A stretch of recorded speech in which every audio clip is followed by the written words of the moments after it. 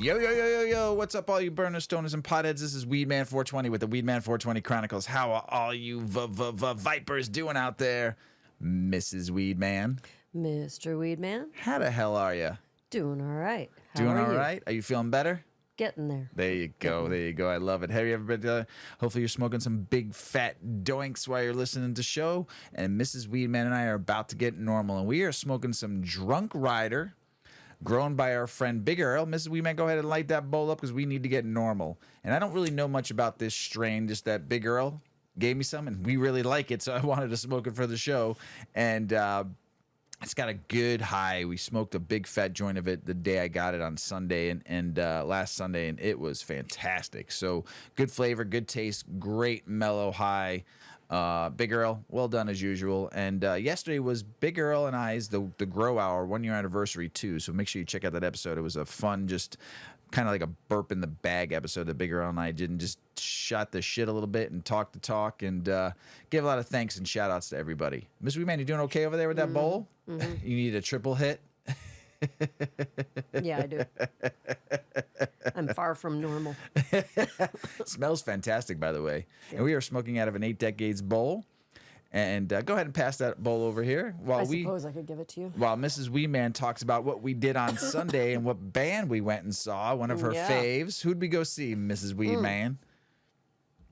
Finally, I think I've been listening to them since like the mid 1990s. I would say like 92, 93, maybe? 94? Yeah, around the time our kids were born, mid 90s, yeah. And I've never seen them in concert. So Cake announced they were coming to the Salt Shed, which is where our daughter, O-Dog, works. And she's a bartender there. It's a great new venue in Chicago, music venue. And so we all grabbed tickets. It was my sister, a couple of my nieces, me and Mr. Weedman, and we packed ourselves up the other night and headed down to the show. It was highly anticipated by all of us because everybody who went for a reason, right? And I have never seen them perform, ever. I don't even know if they've ever been on tour. Maybe they were when they were really hot, like in the early 2000s, late 1990s, possibly, but I had small kids, so maybe I just wasn't into or didn't care at the time. Anyway, this was the first time that I saw them, and I was highly anticipating it. And you were highly. And I was really high. We all were. And it was a little weird, I just have to say. I thought maybe because Salt Shed does have kind of a vibe about it, like the genre of music that performs there is kind of indie and, funky. And so I thought maybe they're going to do like an acoustic set or like more of like a groove set, but they're still going to play their familiar songs. Well, they played a lot of their familiar songs, but it was like they down-tempoed everything. Everything was just like slower.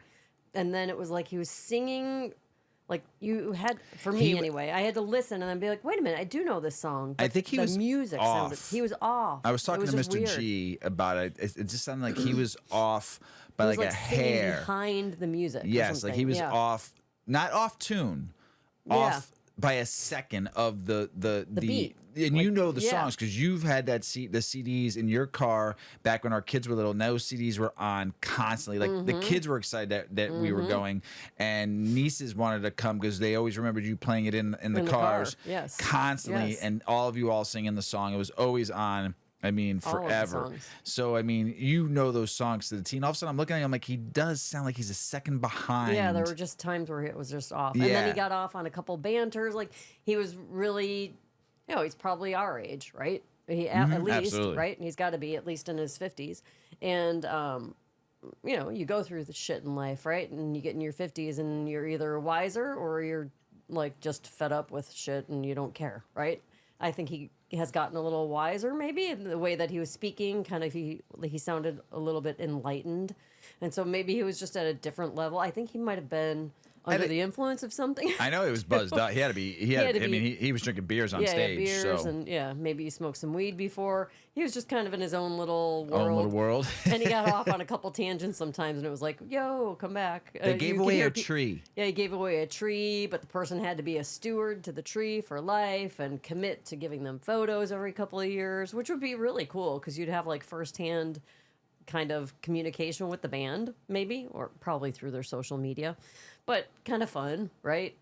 But then it just kind of went off into like a tangent. It was just weird. It was a weird show.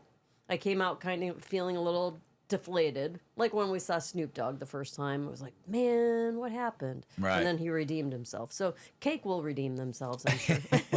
But I'll say, like in these last couple, like since the concert, I keep finding myself singing the songs again. So you were singing them like crazy. Yeah, I can't stop I singing. didn't say the my- concert was bad. Yeah, it wasn't. It was bad. just. It was just a little different concert. I thought it was going to be a little bit like more energetic and like I thought they were going to be spazzes on stage. No. I didn't know what to expect. I mean, I love the disco ball they had in the center. Yeah, That was they a had a big giant it was disco great. ball. I really liked them. Mm-hmm. I thought what they did was really cool. There was no opening band. They did 2 sets. They did I would say like a 90-minute set. Took a 15-minute Intermission, break. yep. Everybody got a pee break, smoke break, weed smoke break, beer break. And then they came back on and did another set. And then they stayed on for like 4 or 5 more songs for their encore. And we were going to the bathroom. Next thing you know, I was ready to go to the bathroom. And I heard War Pigs by Black Sabbath. Yes, and I you came went flying running. out of the building and didn't even go to the bathroom. And I was just going nuts. Because it's like, I'm a Black Sabbath connoisseur. And I mean, that song, I hear it no matter who sings it, I'm going to be dancing. And I was. It was amazing. So that made my night. To me, Yeah, that I was like great. all their songs, Yeah. but that was the best song of the night. It wasn't even their song. Wasn't even their song. Oh shoot! Well, it was fun. So, and then we're watching Suits. Crazy stuff, season 2. Crazy stuff going on right now. So if you haven't watched that show, I suggest you watch it. So, good stuff there. And yeah, I'm ready to get the show started. Are you, Mrs. Weedman? I'm ready. Let's get started. do this. Oh, I was going to mention one other thing that happened this week. I still wasn't feeling well. And this is like a little personal experience, cannabis as medicine. And so hear me, because it was really impactful. I had appointments. I had work on Saturday. It started off as a day, I'm a realtor by day. My days are ever changing. And so leading up to the weekend, I was like, yes, I have Saturday off. I can't say off. I'm always doing something for work.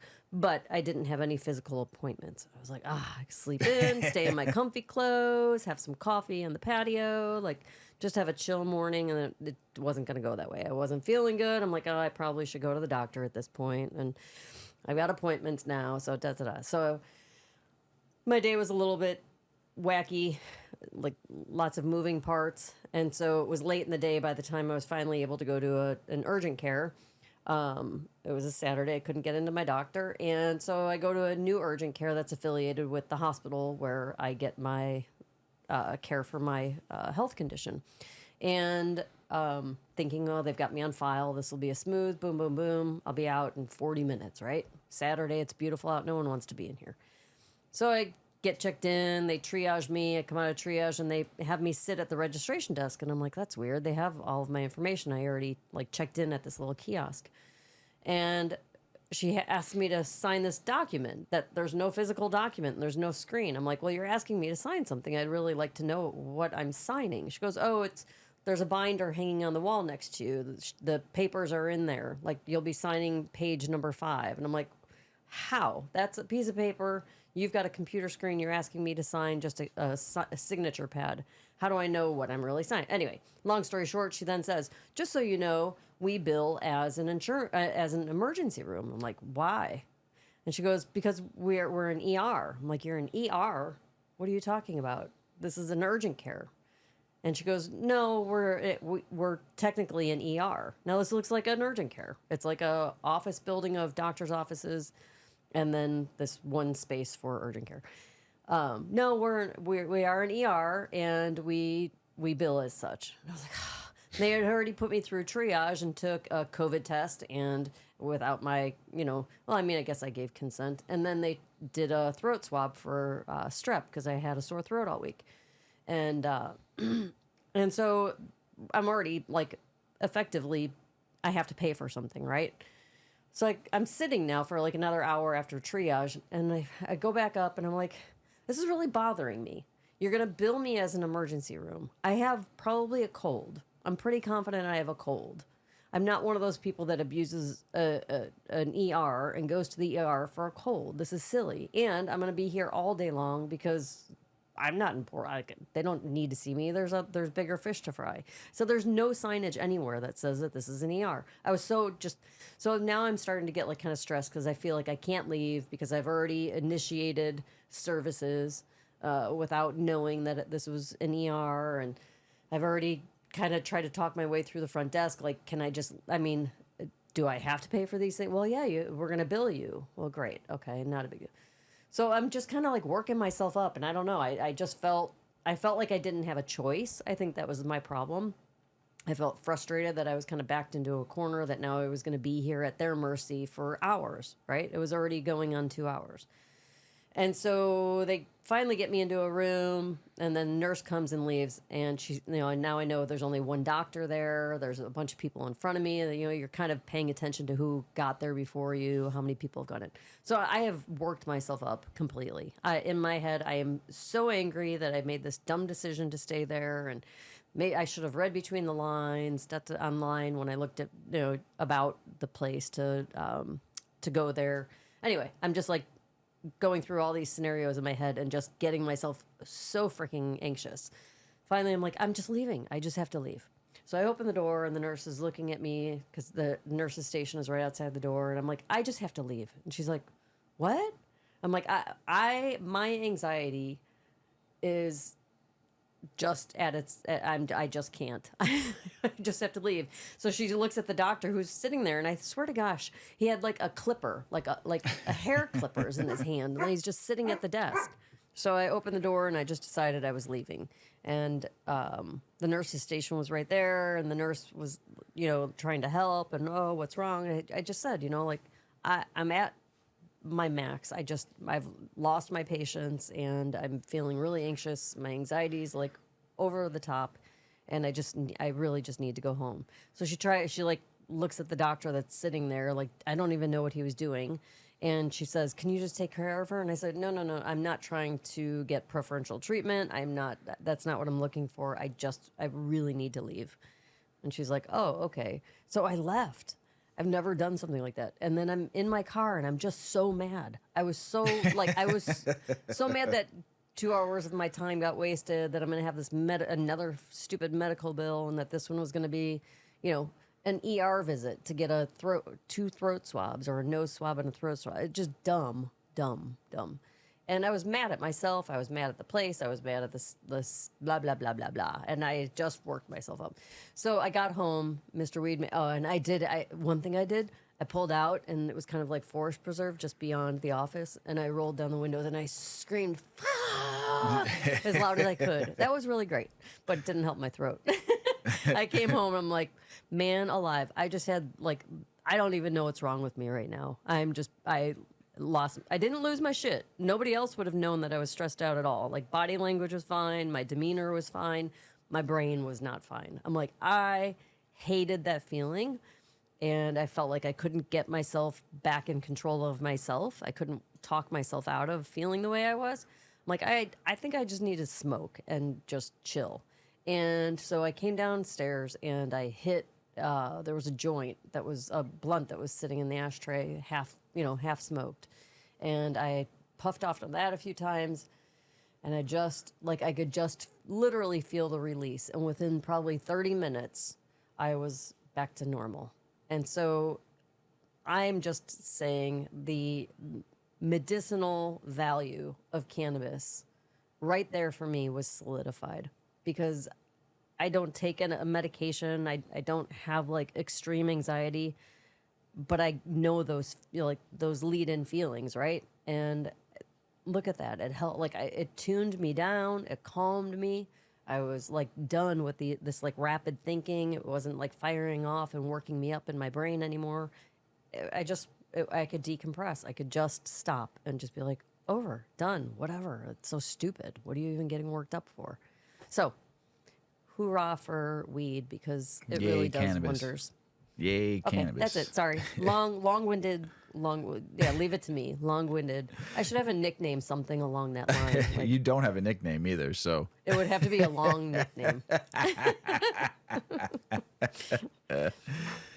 With a story, right? Go ahead, Mr. Weedman. You ever wonder how dispensaries protect their stash? And I'm not only talking about their weed stash, I'm talking about their cash stash.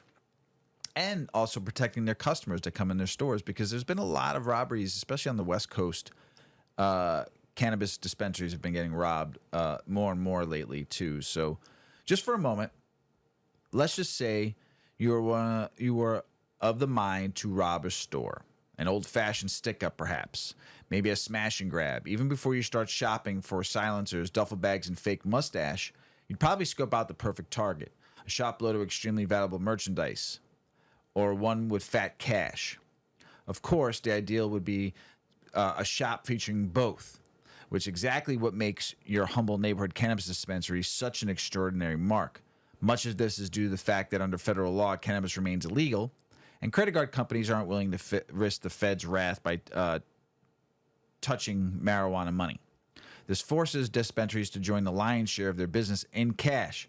Meanwhile, flitched flower can be conveniently resold in the black market and nearby dry counties or states. How much cash and cannabis do dispensaries keep on hand? That depends on the location, foot traffic, what concerts in town, store size, time of the year, etc., etc.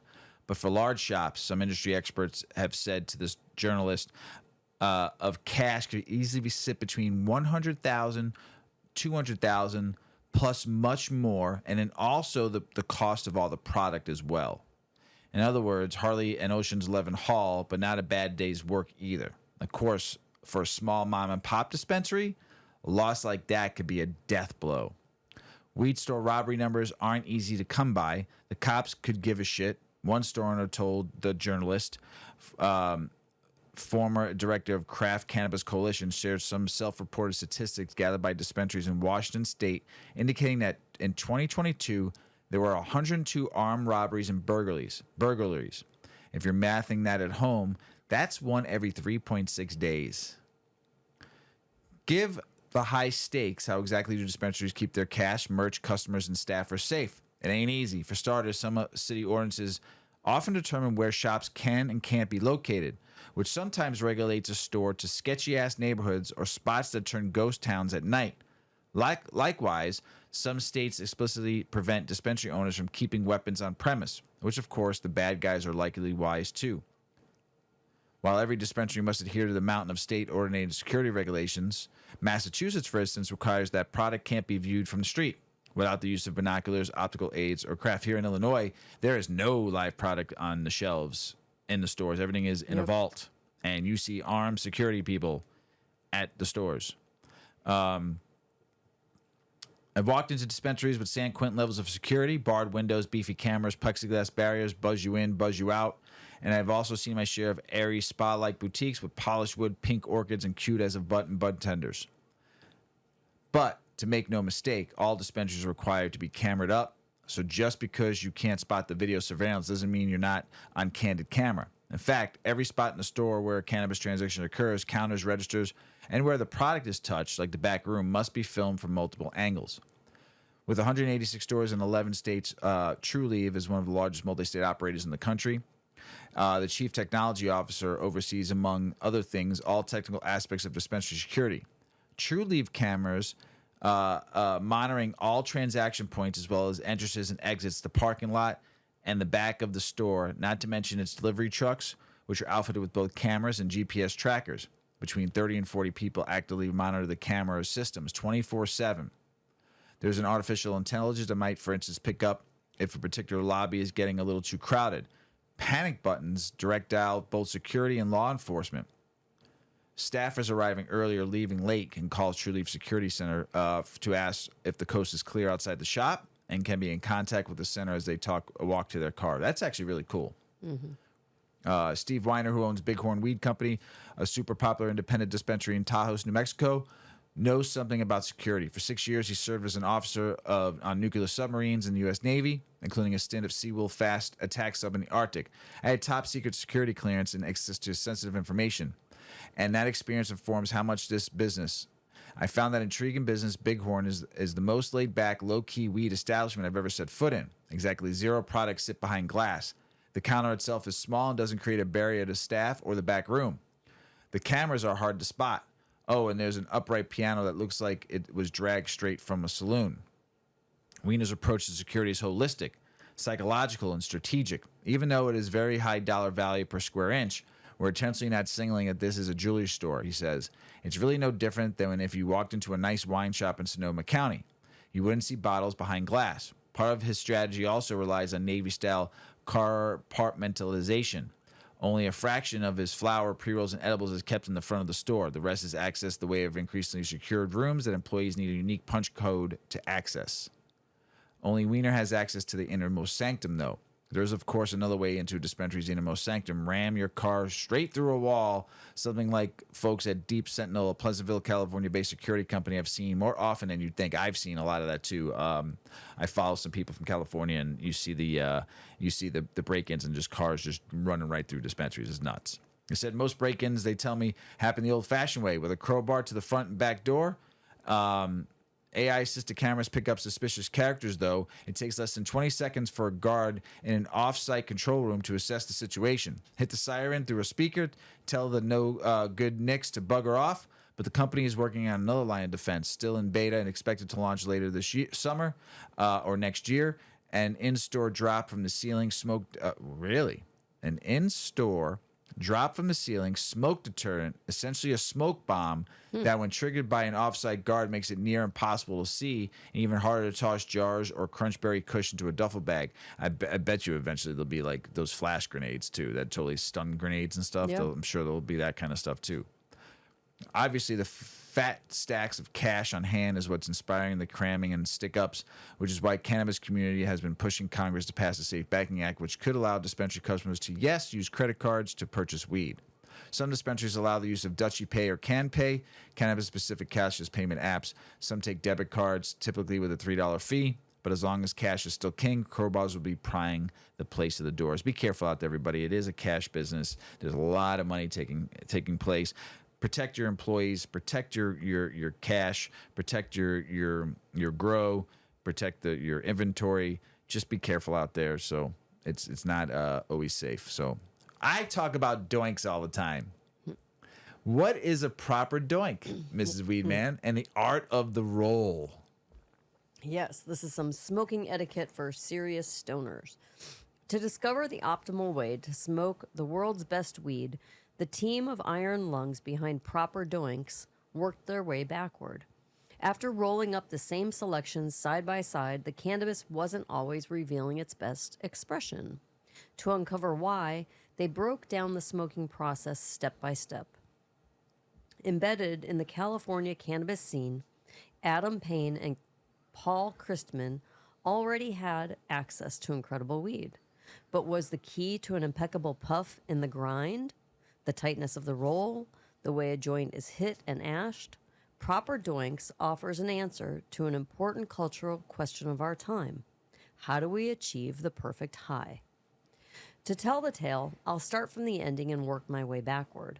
Payne, Chrisman, and I have finished our interview, and the still smoking doink is sitting on the table upright, twisting smoke upward like an incense cone. We've been smoking that singular doink for the entirety of our 40-minute conversation, held within the comfortable confines of the Chronic Culture Lounge in San Francisco, and I am absolutely blitzed. We haven't been discussing what we've been smoking. Instead, we've been discussing how we've been smoking. Not what, but how. A doink is an eighth and up, Payne explains. Roll up an eighth or higher, that's a doink. If it's over 5 grams, then it's a thoink, Chrisman says. You know, you got to put the tongue between the teeth when you say it. Thoink. Thoink. Thoink. In the Proper Doink's philosophy, judging the quality of cannabis flower all comes down to 2 categories, flavor and smoothness. When smoking a doink, grab it by the glass tip, take quick, strong hits, and never ash. Within flavor, there's an assessment of flavor accuracy, or a judgment of whether a strain's smell matches its taste. The Proper Doinks team asks if there are secondary notes within the flavor. Can you taste the flower, or does it taste like burning? What's the strength of the taste? Is it a flavor that comes and goes that you have to look for, or can you taste it 20 minutes later? Payne asks. Is it like juice, or like thick syrup, or like watered down juice that's like there but not slapping you in the face? He asks. In terms of smoothness, is the smoke hollow and empty, tinged with harsh tar and ash, or is it thick, soothing, and medicinal? The idea behind Proper Doinks was to be able to say what the best weed is. We realized that we couldn't quite say what the best weed is until we locked down the best way to consume it as a constant variable, Payne says. There's so much user error that can stop there's so much user error that can stop someone from experiencing the full potential of a flower. The idea is that by consuming the exact same doink every time, the weed can be appropriately assessed and valued.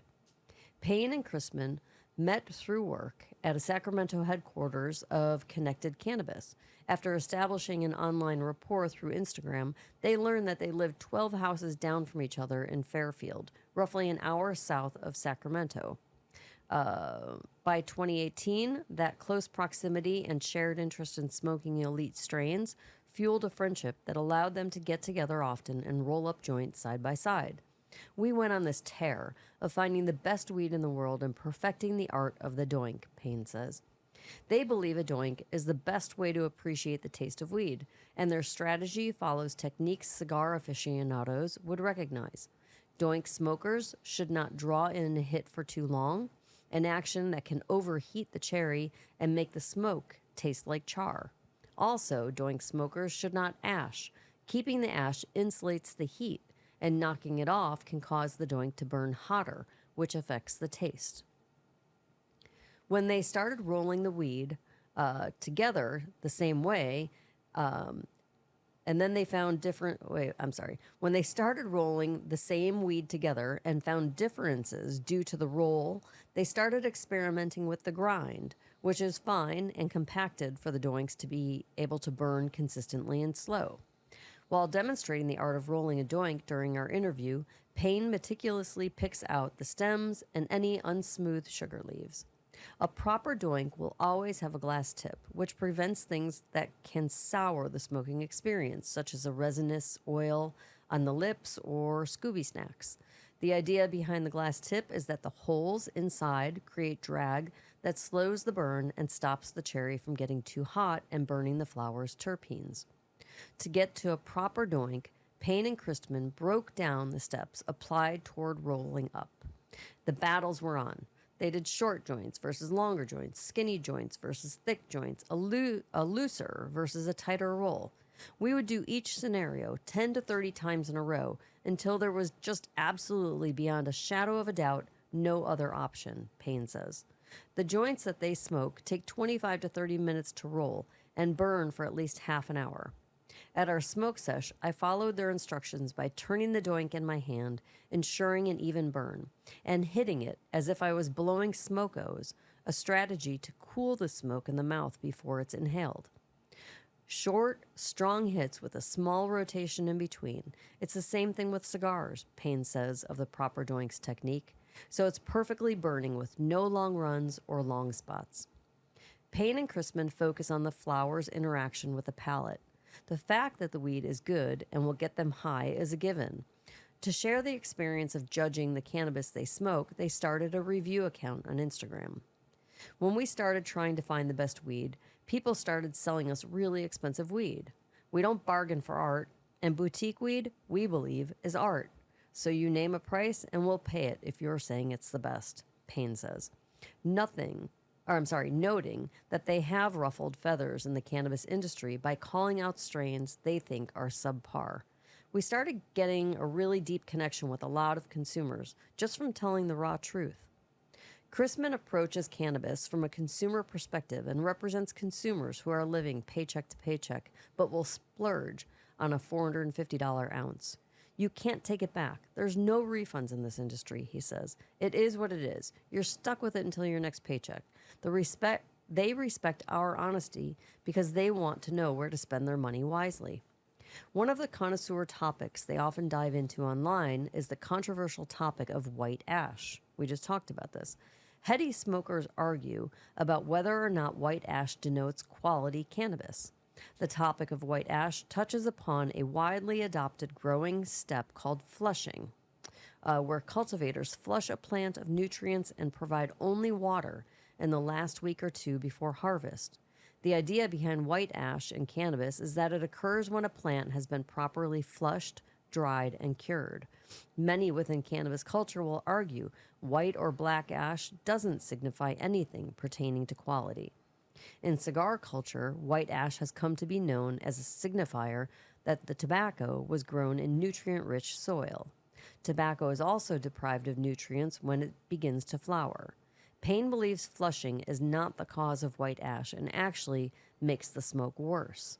He weighs in on the white ash topic in the same sort of hushed tone you'd hear when someone tells a spooky story around a campfire. Quote, "There's good, there's great, there's excellent, and then there's just the unicorn batches. Unreal, they're unearthly," he says. "We generally smoke great weed all the time, and once or twice a year, we'll come up on a batch of something that was just excellent. And then, every couple of years, there will be a unicorn. When we notice every single box has been checked, it's been perfect to the glass, not losing any quality, the ash just so happens to be bone white and solid structure. And it's a very specific type of whiteness and a specific type of structure. It's like a sandcastle smooth structure. The merits," that was a quote, "the merits of the optimal way to grow and consume cannabis, the elements that make certain strains stand above the rest, will be debated endlessly.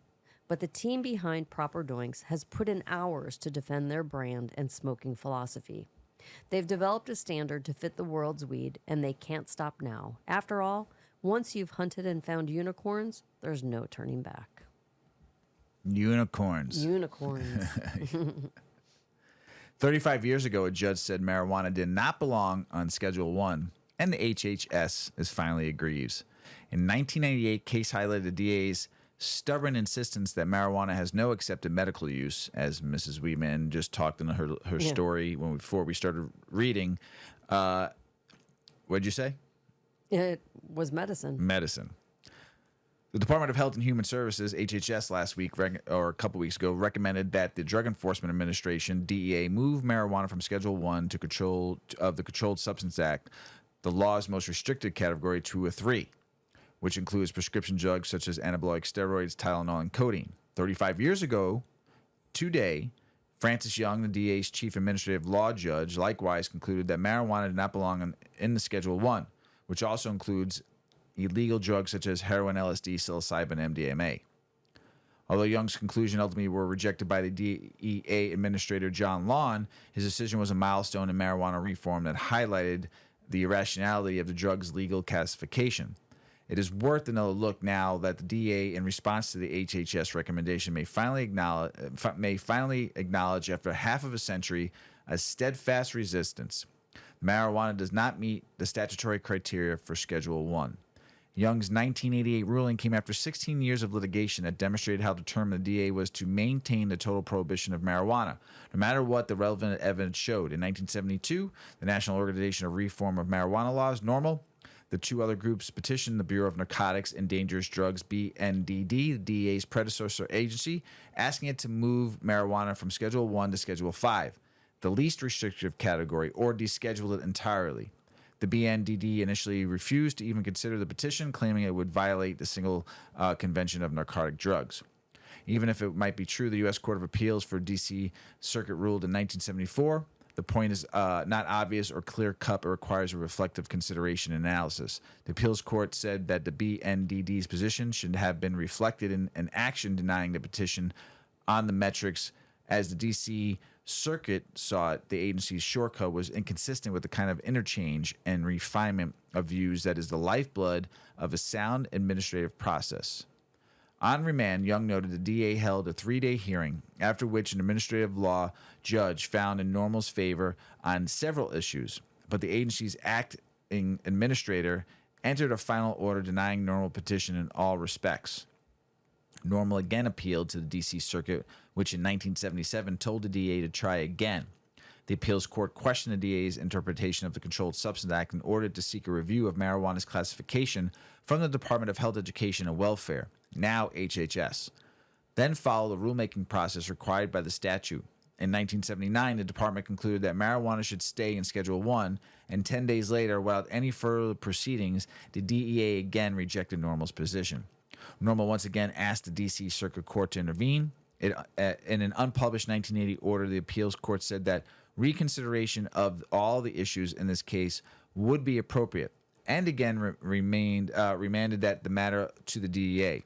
So after 3 rebukes by the D.C. Circuit and another HHS review, the final case landed in front of Young in 1986, 14 years after the original petition. At this point, the issue had been narrowed to whether marijuana should be moved from Schedule 1 to Schedule 2, which includes many prescription opioids, along with cocaine, amphetamines, Ritalin, and some barbiturates. In making that judgment, Young focused on Schedule 1 criteria. The substance has no currently accepted medical use and treatment in the United States and lacks accepted safety for use under medical supervision. Based mainly on doctors' practices and opinions along with patients' experiences, Young concluded that marijuana did have currently accepted medical use as a treatment for nausea and vomiting caused by cancer chemotherapy. The Food and Drug Administration, FDA, had implicitly recognized that fact in 1985 when it approved Marinol, a synthetic version of THC, marijuana main active ingredient, as an antiemetic. But as Young noted, smoked marijuana had several advantages over Marinol. It did not require swallowing a capsule and keeping it down, an obvious challenge for people who are nauseated and vomiting. It did not entail metabolism or THC through the liver, which some patients found produced unpleasant psychoactive effects. It could deliver relief immediately and allowed patients to trust their doses based on the immediate effect. The overwhelming preponderance of the evidence that is recorded establishes that marijuana has a currently accepted medical use and treatment in the United States for nausea and vomiting, resulting in chemotherapy treatments in some cancer patients, Young wrote. To conclude otherwise in the record would be unreasonably arbitrary and capricious in violation of the Administrative Procedure Act. Young also ruled that marijuana had a currently accepted medical use as a treatment for spasticity caused by multiple sclerosis and other conditions. It would be unreasonable, arbitrary, and capricious to find otherwise, he said. Based on facts established in this record, Young said one must reasonably conclude that there's accepted safety for the use of marijuana under medical supervision. And again, to conclude otherwise on record would be unreasonably arbitrary and capricious. So, I like that word. A lot of this word. So, but everything in this article is talking about stuff that we're going back 35 years. Mm-hmm. And this is being talked about, all this stuff. And the DEA just kept on denying it and denying it and denying it. So now we're here, what we talked about on the last episode and where we're going to be at. It's still up to the DEA to get it off the scheduling. When it all comes down to it, on all the articles that I've read in the last, since this was announced, and all the articles we read in the past about Schedule 1 and cannabis should be decriminalized and it should be descheduled and it should go on Schedule whatever. It's a plant. In the end, it's a plant. In the end, it's all about control. In the end, it's all about you not getting to be able to live your life in the freedom of you want to live and the choices you want to live, whether it be cannabis, whether it be food, whether it be alcohol, whether it be cigarettes, whether it be listening to loud music on your own property, whether it be to however you choose to live your life. It's all about control. That's it. It's what it's all about. And as the DEA still stands to not make a decision yet, the Biden administration is doing anything. Okay, they say they're for it, but they still haven't done anything. If they do decide to do anything with it, the Biden administration, it'll be for votes that comes in November. So be careful out there and make sure you read and you listen and you learn and you watch wordage when it comes down to the final time when they're going to deschedule this or do something about this. So what should people keep in mind when using cannabis for sleep? We use cannabis for sleep. We do. A lot. Do. Yeah. We like it. It helps us sleep. Cannabis and sleep are great partners. Like most sleep aids, it takes a while to crack the code. Once you do it, you'll be having the most sound night's sleep of your life. Just ask any friend who regularly smokes weed or that person who fell asleep in the middle of a party because the weed they smoked was a bit too relaxing. Anecdotal evidence from people who have trouble sleeping shows how effective cannabis can be, helping users feel relaxed and allowing them to achieve hours of uninterrupted rest. Despite weed's powerful sleep-inducing effects, it's important to understand that the relationship between cannabis and sleep isn't as clear-cut as many believe it is. There are studies that have shown that prolonged cannabis use or abuse can interrupt people's sleep habits and deteriorate them. Here are 7 things you should keep in mind when using cannabis for sleep. THC versus CBD. The answer to this question depends on your approach to sleep. If you want immediate relief, THC is the way to go. It's the compound that has been long linked to better sleep, knocking people out pretty quickly, especially if they don't have much of a tolerance for it. If you're looking for a long-term solution, you should choose CBD. This element could help you battle anxiety and help you feel more relaxed, thus making it more likely for you to get sleep in the future. Dosage. Dosage, along with your level of experience with weed, matters when it comes to using the herb for bed. If you smoke too little, you might feel no effects. If you smoke too much, you might find yourself tossing and turning with weed-induced paranoia.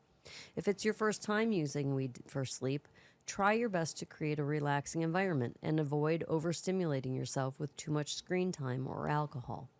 Pace yourself with your weed intake and be aware of your body and its cues. That way, you're better equipped to jump into bed once it feels right. Your method of consumption. The way in which you consume weed will affect how fast or intense your reaction might be. If you consume an edible, be sure to give your body a few hours to experience effects. If you're vaping or smoking, there's more control and less planning necessary. Types of cannabis matter also. Whether you're consuming a product that's THC or CBD based, or you're consuming sativas or indicas, it's important to know that all types of cannabis provide different effects. Indicas are the strains that tend to affect the body in relaxing and heavy ways, producing sleepy effects. Still, it doesn't mean that a sativa strain or a hybrid won't make you feel sleepy. This is a trial and error type of substance. Try different options and keep track of what works for you and what doesn't. And weed hangovers. If you're not much of a nighttime weed consumer, the groggy feeling you might experience when you wake up can be puzzling. Although not as strong or common as regular hangovers, weed hangovers do exist. Although not completely understood, these are more likely if you've been consuming low-quality weed. To cope with them, be sure to drink lots of water, eat healthy foods, and monitor your cannabis intake throughout the day. Changes in your sleep and dreams. One of the most noticeable effects that cannabis has on sleep is the lack of dreams. This is due to cannabis limiting your REM sleep, which is the stage of sleep where dreams are likely to occur. Scientific studies have found that REM sleep is important for learning and resting. There's much we don't understand when it comes to the relationship between cannabis and sleep. It's important to monitor your usage and your sleep habits, especially if you feel like the sleep you're having is not restful and good for you. Lastly, it's super important to highlight that cannabis is a very personalized experience. What might work for me may not work for you. This is why we need more research, systems, and processes that can help us better understand the plant. I have to say this, and we talked about CBN too, about being a sleep aid, not putting you to sleep. I don't know if THC or CBD or any cannabinoids puts me to sleep. Right. Like, makes me want to go to sleep. What it does for me is it relaxes me. It clears my mind. It relaxes my body, so I'm just laying there, relaxed and not thinking about anything. And it helps me just feel so comfortably relaxed that I can go to sleep better. There's been times where you smoke too much, and if you're tired and you're sitting someplace Oh, it comfy, knocks you the fuck you're- out. Yeah. But you get slumpy or you get couch locked, Right. And you're not tired, but no, you're just totally zonked. relaxed. Yeah. And I think too, like as you become more experienced and your endocannabinoid system comes into play, I feel, well, maybe this is all different for everybody. For myself, I like you, Mr. Weedman, I don't feel like weed makes me sleepy. but it does help me sleep. Yes. Yeah. It relaxes my body. It relaxes everything. My But backache. it also helps me garden, and it helps me do laundry, Right. and it helps me, It just So- depends. We know it's time for bed. We smoke before we go to bed. We eat an edible an hour before we go to bed, and then we smoke a bowl. We smoke a joint, and we go to bed. We watch a little TV, unwind a little bit, and then we go to sleep.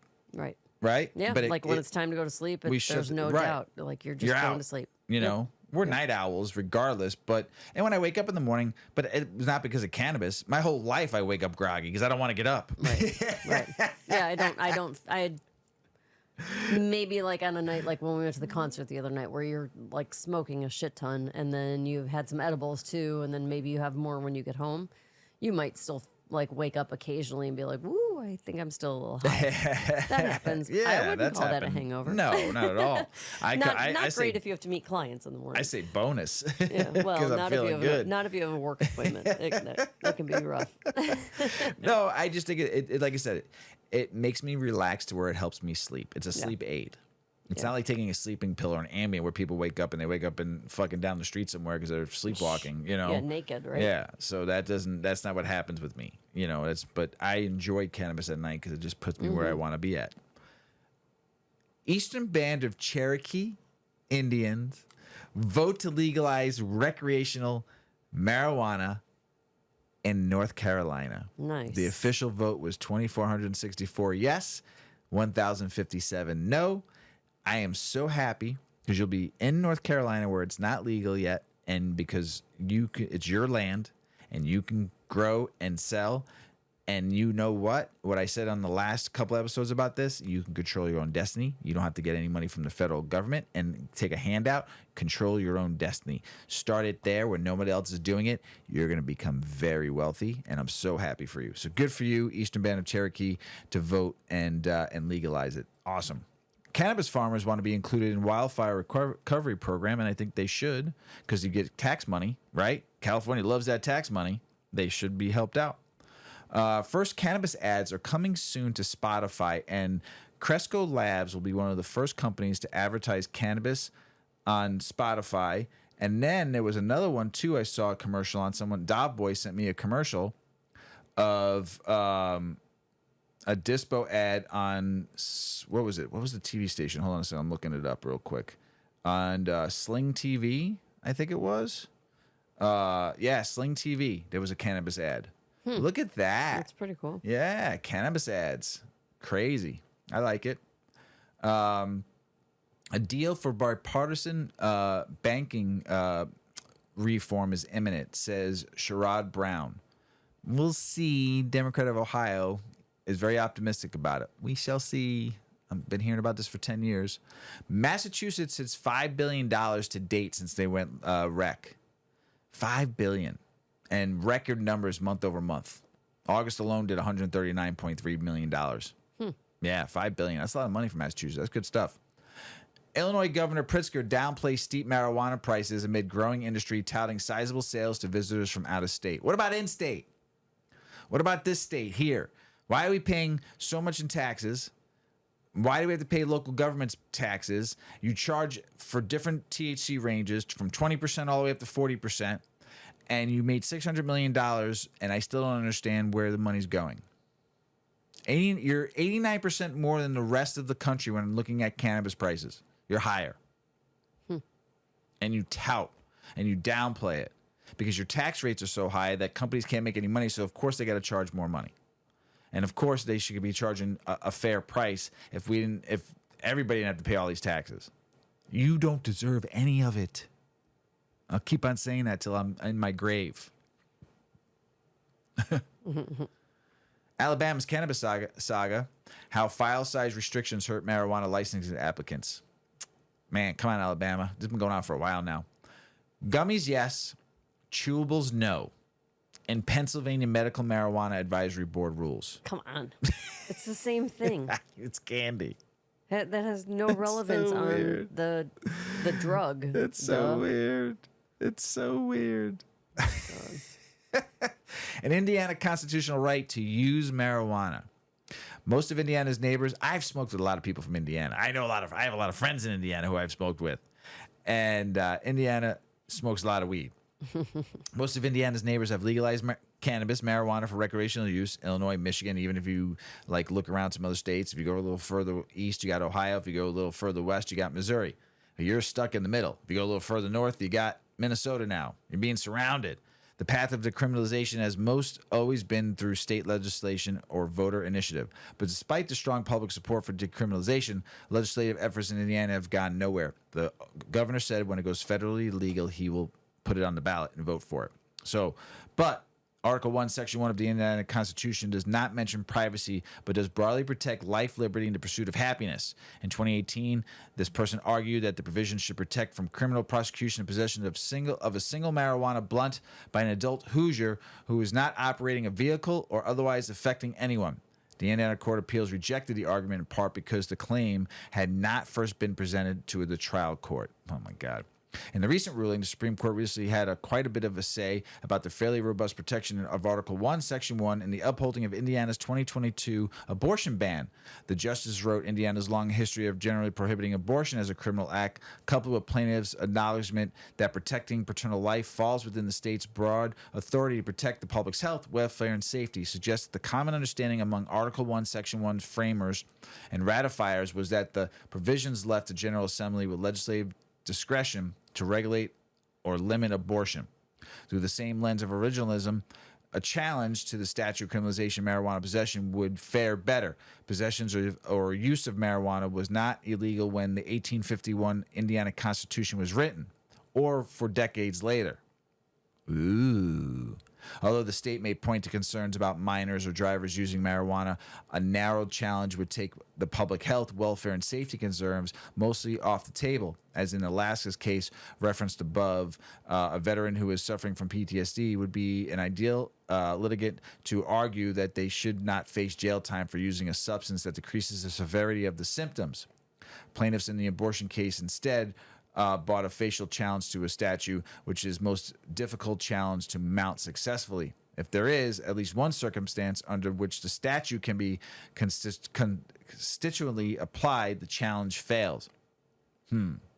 So, Section 1, Article 1, citizens do not replenish natural rights beyond what is reasonably necessary to secure the natural rights of the broader community. In short, while continuing in the years or decades long legislative tracks to decriminalization reform, advocates should consider bringing narrow court challenges to the marijuana statute. With originalism, like Alaska, the medical evidence of their side, having nothing to lose and much to gain. Come on, Indiana. Judge blocks Arkansas ban on Delta 8 THC, other hemp products. Good. You'll soon find weed brownies and THC drinks in New Jersey cannabis dispensaries. About time. Where's the people the most weed bought? Where people buy. I want you to say that again. Where buy the people most weed bought? What countries where people buy the most weed? How about that? The 20. I'm going to give you the 20 countries where people buy the most weed, Mr. Weedman. I gotcha.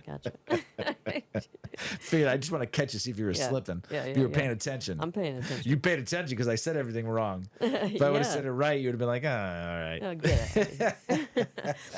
According to market and consumer data company Statista, revenue in the cannabis market is forecast to reach $47.2 billion this year. Most of that revenue, $32.9 billion, is projected to come from the United States. To identify the 20 countries with the biggest cannabis markets, 24/7 Wall Street reviewed Statista's estimated annual revenue from cannabis sales in 59 countries using data published in November of 22.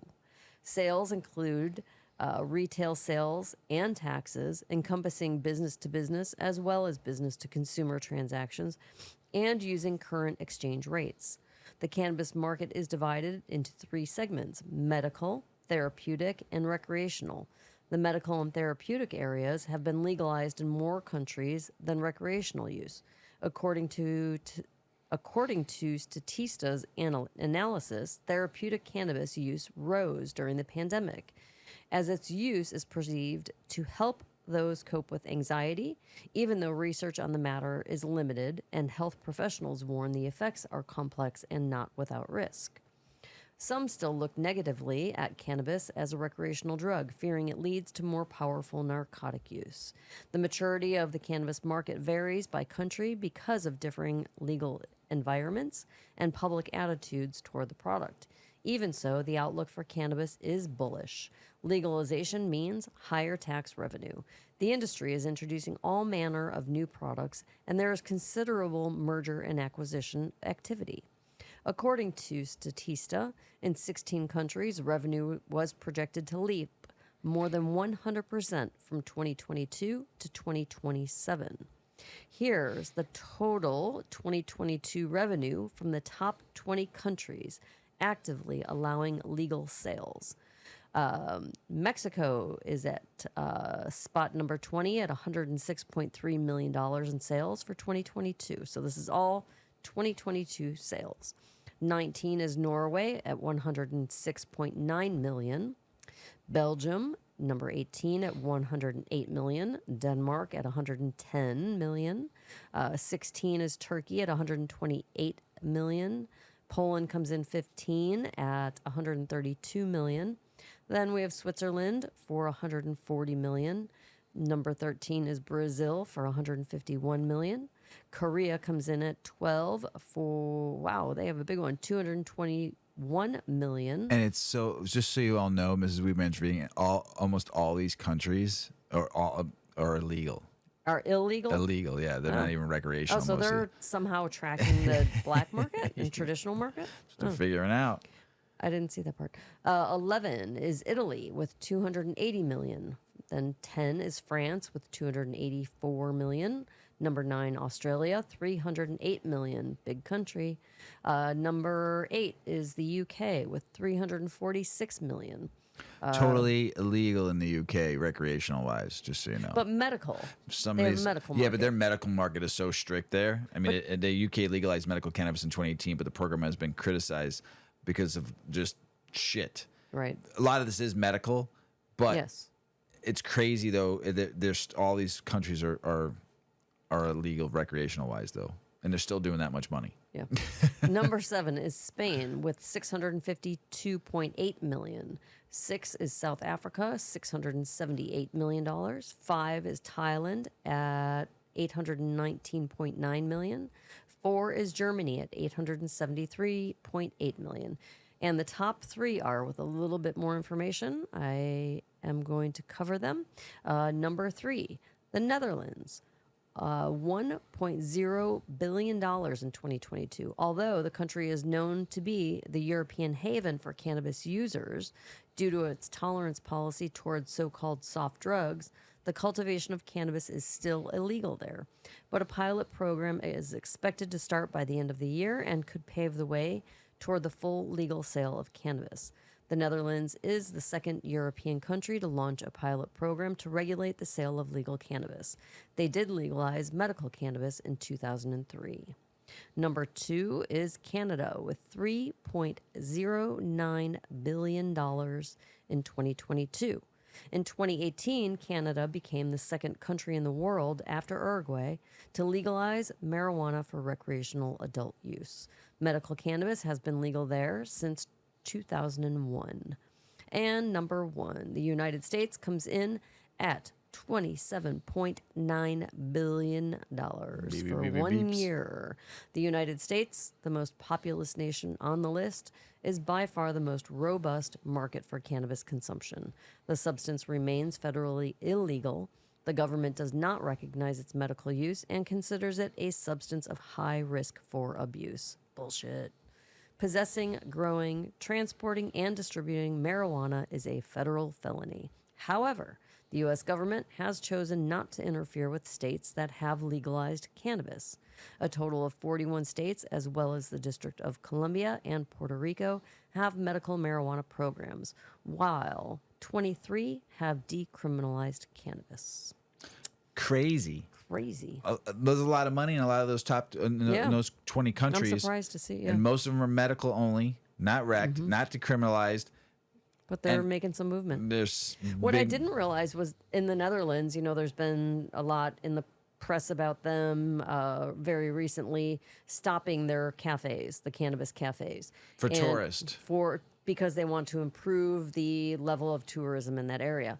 And here's the interesting thing, because it is not recreationally legal, the cafes that have cannabis, you have to consume on spot. You can't take it to go.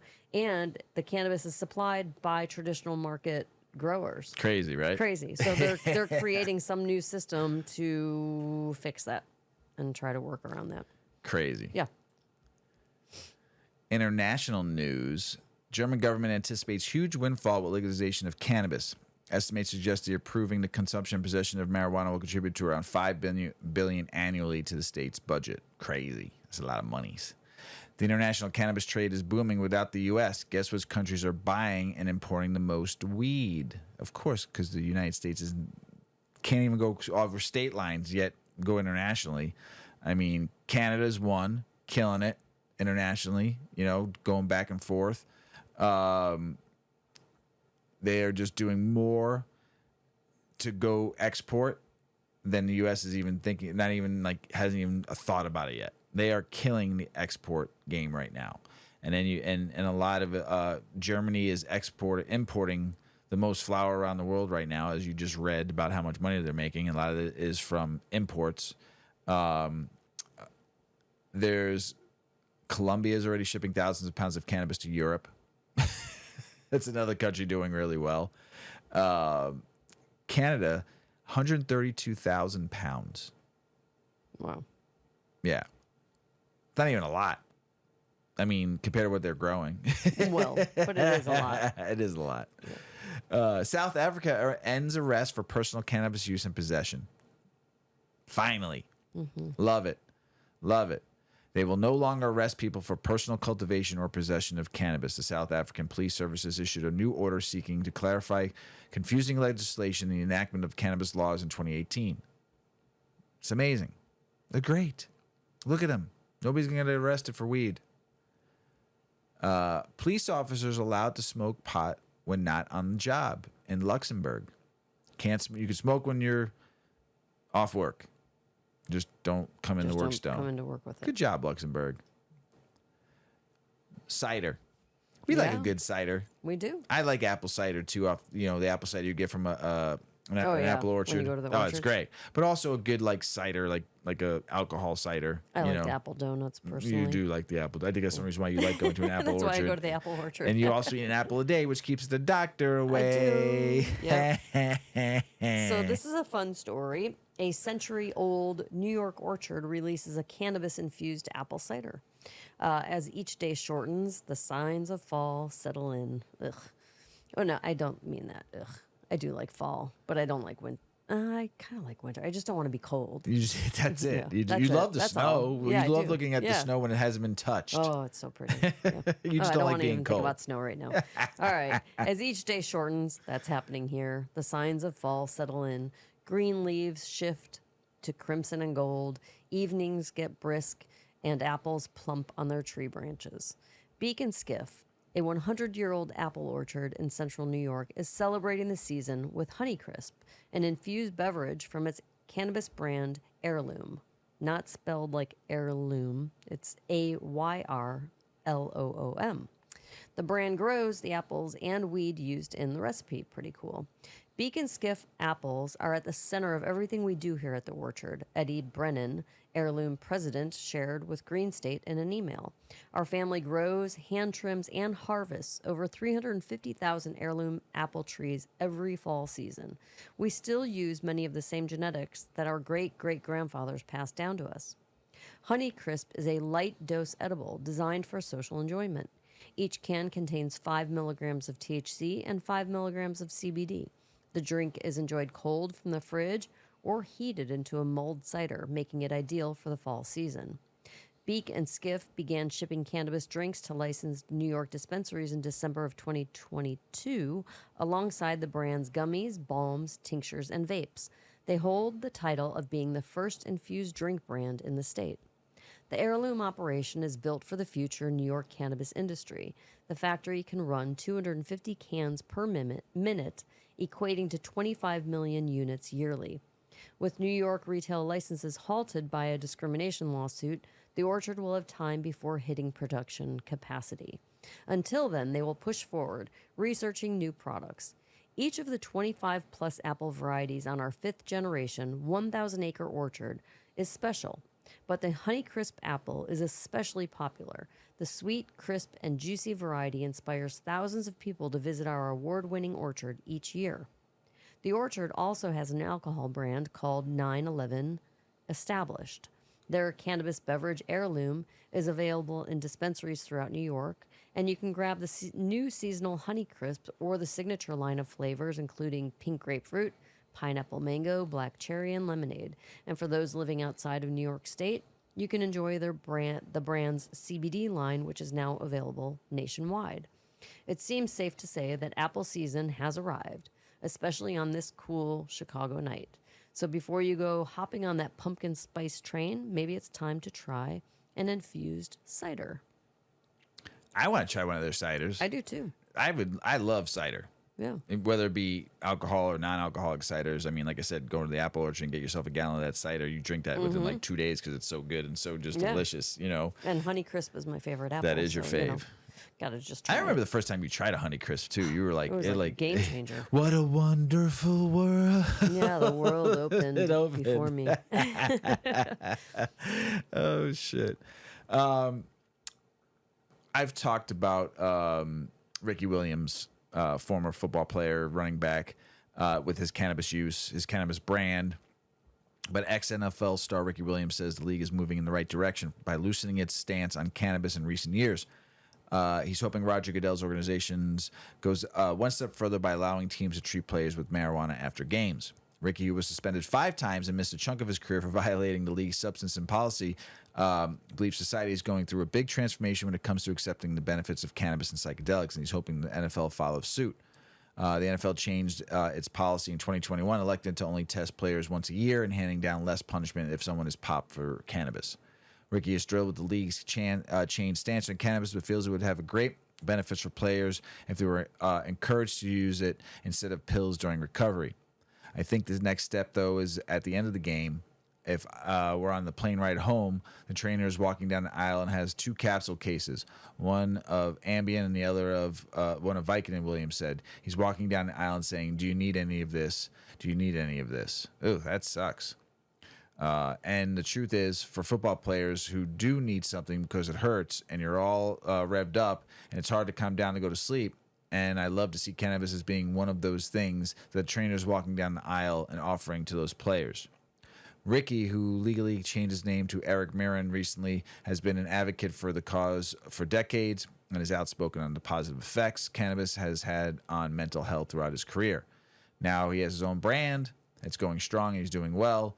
We have an authentic message for people growing some really amazing flower that can really help people to feel better, he added. If we can be a person that can make that connection on the cannabis side, that feels great to us. He has been a huge advocate for cannabis as long as I've watched his career. I think he smoked throughout, I think he smoked forever. He went to college, University of Wisconsin-Madison, and he won a Heisman Trophy Award too. Oh, wow. Phenomenal running back, but fought for cannabis and, he got suspended a lot for it, right? But he touts his cannabis use. He doesn't hide from it. That's cool. Yeah, and I'm glad he's fighting for players in the NFL to get the help they need, especially when they get concussions and all that stuff. Because I have concussion syndrome, and that's what helps me. That's right. So, but yeah, good for you, Ricky Williams. Ms. Weedman. Mr. Weedman. That's the end of the show. It is. We're going to smoke some more weed? I think it's time. I think it's time. And what else are you going to get? A snack. A snack. Thinking about what I'm going to have. Got anything else to say?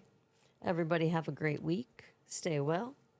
Mr. Weedman, it's all you. Everybody out there in the world, we love you.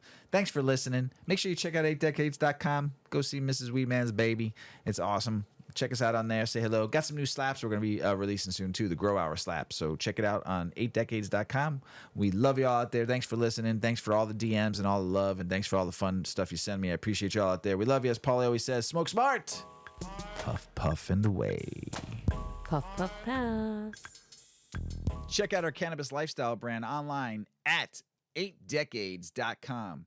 Our custom smokes and accessories are perfect for your coffee table, bedroom nightstand, or kitchen counter. They're designed for you to show them off. The Canna community is also loving our hemp and cotton blend t-shirts, sweatshirts, scarves, and hats, finished off with our 8 Decades logo. We've got some awesome, long-lasting goods that will be your favorite for years to come. 8 Decades, because a 9th decade of cannabis prohibition isn't acceptable. Acceptable. Acceptable. Acceptable. Acceptable. Acceptable.